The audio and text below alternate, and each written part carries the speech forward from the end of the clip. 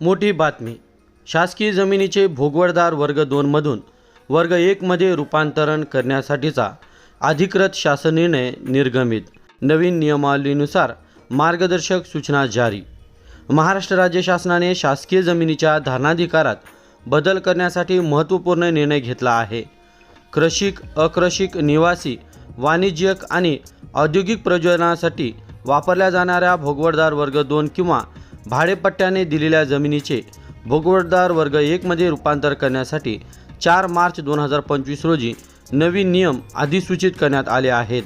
या नियमाच्या अंमलबजावणीबाबत महसूल व वन विभागाने 20 ऑगस्ट 2025 रोजी सर्वसमावेशक मार्गदर्शक सूचना जारी केल्या आहेत.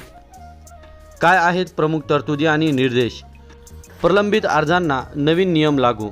शासन स्तरावर किंवा जिल्हाधिकारी स्तरावर दाखल असलेले किंवा विविध कारणामुळे प्रलंबित असलेले सर्व अर्ज आता नवीन नियम 2025 अंतर्गत ग्राह्य धरले जाणार आहेत. अर्जदारांना नवीन नियमानुसार अधिमूल्य भरण्याची नोटीस दिली जाईल आणि त्यांना आक्षेप नोंदविण्याचीही संधी मिळेल. अत्यावश्यक सेवांसाठी मर्यादा. सार्वजनिक सोयीसुविधा आणि अत्यावश्यक सेवांसाठी प्रदान केलेल्या शासकीय जमिनी भोगवटदार वर्ग 1 मध्ये रूपांतरित करता येणार नाहीत. स्वयंपुनर्विकास गृहनिर्माण संस्थांसाठी नियम. स्वयंपुनर्विकास करणाऱ्या गृहनिर्माण संस्थांना वाढीव चटई क्षेत्रापेक्षा 25% क्षेत्र प्रधानमंत्री आवास योजनेसाठी उपलब्ध करून देणे बंधनकारक असेल, अन्यथा त्यांना अधिमूल्य सवलतीचा लाभ मिळणार नाही. तसेच स्वयंपुनर्विकासाची प्रक्रिया 2 वर्षात सुरू न केल्यास भरलेले अधिमूल्य शासन जमा करून जमीन पुन्हा वर्ग 2 समजली जाईल. 1 कोटीवरील प्रकरणांसाठी शासन मान्यता.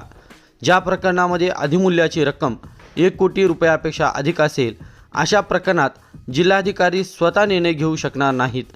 त्यांना 3 महिन्यात छाननी करून शासनाची पूर्व मान्यता घ्यावी लागेल. वन जमिनींना लागू नाही. या सुधारित नियमावलीच्या तरतुदी वन क्षेत्रातील जमिनींना लागू होणार नाहीत. याची नोंद सर्व जिल्हाधिकाऱ्यांनी घेण्याचे निर्देश शासनाने दिले आहेत. निर्णयाचा उद्देश. यापूर्वीच्या योजनांची मुदत संपल्यामुळे अनेक पात्र अर्जदार लाभापासून वंचित राहिले होते.